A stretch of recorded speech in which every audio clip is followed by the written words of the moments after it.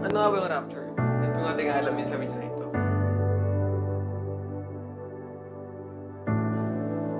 So ano po ba yung rapture po mga kapatid? Ano po ba pinagkaiba po nito sa second coming of Jesus Christ? Marami po kasi tao na nagsasabi na yung second coming of Jesus Christ at yung rapture ay magkaibang event. Kasi totoo naman po, yung second coming po at yung rapture, mag-ibang event po sila. Pero po kasi mga kapatid, marami nagsasabi po kasi, yung pinakagusto ipunta sa inyo, is nasabi nila na yung rapture, yung second coming, at yung second coming ay yung third coming. So ito po yung misconception o misunderstanding ng mga tao patungkol po dito sa rapture. Pero yung second coming po kasi mga kapatid, kung titignan po natin, na lahat po kasi ng tao may kita po ito, talagang bababa po mismo yung Panginoon sa Kristo dito po sa ating mundo. So, bababa po siya doon po sa may Mount of Olives. Pag nag-rapture po kasi mga kapatid, hindi po kasi tayo po kasi mga mananampalataya, imimit natin si Lord doon po sa alapaap. Nasabi nga po ng 1 Thessalonians chapter 4 verse 17, then we are still alive and are left, will be caught up when those parentheses raptured together with them in the clouds to meet the Lord in the air. And so we will always be with the Lord. So yung rapture po mga kapatid, ay magkaiba po sila ng second coming. Kasi yung rapture, ito po yung imimit po natin si Lord doon po sa alapaap. Yung second coming naman po, kasama po natin si Jesus sa bababa po dito po sa ating mundo pagdating po ng second coming. So ayun po yung pinagayon po nila bukod po sa timeline po ng end times. So ngayon po mga kapatid, nalakay na po natin yung rapture and second coming kung ano po yung pinagayon po nila.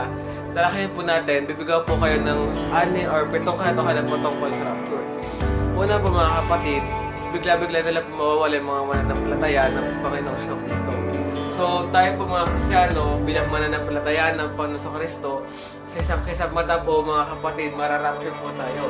So, na sobrang bilis po nito. Kaya po mga kapatid, yung mga magkakaroon po ng napakaraming aksidente, nakikaguluhan po po nangyari po yung rapture. Kasi po mga kapatid, biglaan nga po ito. So, hindi mo makontrol yung takbo ng sakyan mo. Kumbaga, ikaw, bilang isang Kristiyano, ikaw ay mararapture sa panahon na nag-drive ka, kawawa yung mga taong kasi makakaksidente sila. Pangalawa, hindi lahat masama sa rapture. Kawawa po mga kapatid yung mga tao hindi masama sa rapture kasi there is no second chance na. Dahil naiwan sila, may iwan sila, doon na lang sila. So, pero pag pinatay sila ng Antikristo, mapupunta sila sa langit. Dahil pinaglaban nila yung pananampalataya nila doon sa ating Panginoon sa Kristo. Hindi pinaglaban nila yung pananampalataya nila.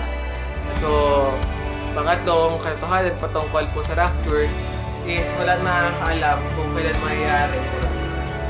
Many people believe, or many people na nagpe-predict nitong rapture, sasabi nila na etong rapture na to, dito mangyayari, dito oras. Nakita natin naman nakaraan, meron nag-predict, diba? September 23 or 22, rapture daw. Last year, August na yun, magra-rapture daw. Pero nakita po natin, mga kapatid, na fail po yun, yung mga prediction po na yun. Kasi po mga kapatid, once po na nag-predict ka, or once na pinaredict mo, or naniwala ka sa prediction, na ganito mangyayari yung rapture, or kailan ganito sa ganitong panahon, ganitong oras, ganitong araw, mangyayari yung rapture, binabaliwala, or para man na rin nasa lungat yung Biblia, nagsasabi na yung rapture ay wala nakakaalam kung kailan ito mangyayari. Bakit di na mararanasan ng tao kamatayan kapag nag-rapture? First Corinthians 15:1, sa hiwagas na sabi ko sa inyo, hindi lang tayo mamamatay na lahat tayo mabuntis. So, kung tawag sa kamatayan, napakapalag natin kumalang katulad lang ni Enoch at Elijah. Kung nila po natin si Enoch, na rapture po siya kung hindi niya naranasan ng kamatayan. Kung po si Elijah. Palima ay hindi ang rapture po ay ang ating pag-asa. Kahit mga tao may mga tunay na tao sa rapture. So huwag tayong matawag sa rapture kasi ito yung ating pag-asa. Isipin mo kung walang rapture, lahat tayo makakaranas na matinding kapigatan. Isipin mo kung walang rapture, sobrang hirap ng daraanan natin dito sa ating mundo. Pang-anim, na katotohanan patungkol sa rapture, ay sobrang saya ng mga tao na mararapture. So, yung mga tao naman dito, habang nagsasaya tayo, yung mga mararapture, magsasaya sila. Yung mga tao na naiwan dito sa lupa, magdudusa sila, magsisisi sila. Dapat pala hiniwala na ako kay Kuya JM, kay Pastor JM.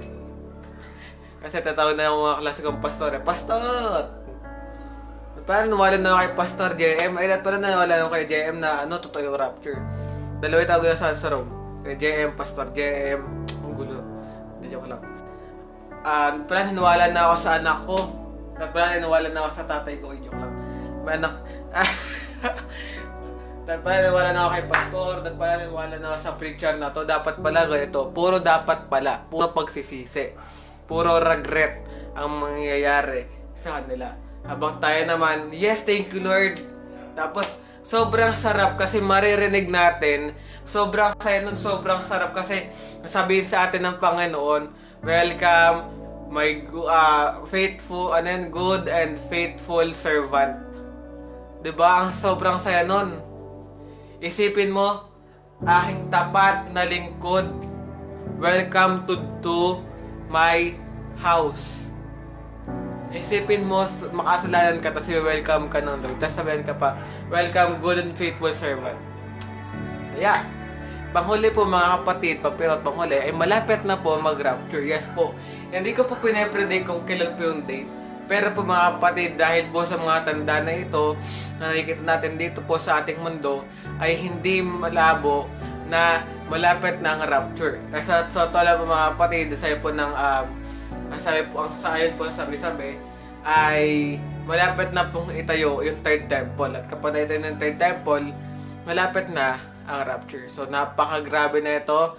Abangan po natin yung rapture. At habang naghihintay tayo sa rapture, huwag tayong humintay ng nakailata, puro pa church lang, puro pa simba lang. Okay din naman yun, yung nagsisimba ka. Share the gospel to those people na hindi pa mananampalataya, hindi pa alam ang patungkol sa rapture. Kasi tandaan po natin, malapit na po yung mag-rapture. Hindi ko po sinasabi, hindi ko po pinapredict. Pero isipin po natin to. What if mamaya mag-rapture na? Kailangan kong abutin to. Diba? So, ilan po mga pala yung spoibagas ninyo. Sabi mo, meron kayo tulas at nala kayo. Hanggang sa muli po magkita-kita po tayo. Kapag di pa po magra-rapture, salamat sa inyo panonood. Pagpalit po kayo ng Panginoon, mag-ingat po hilat palagi.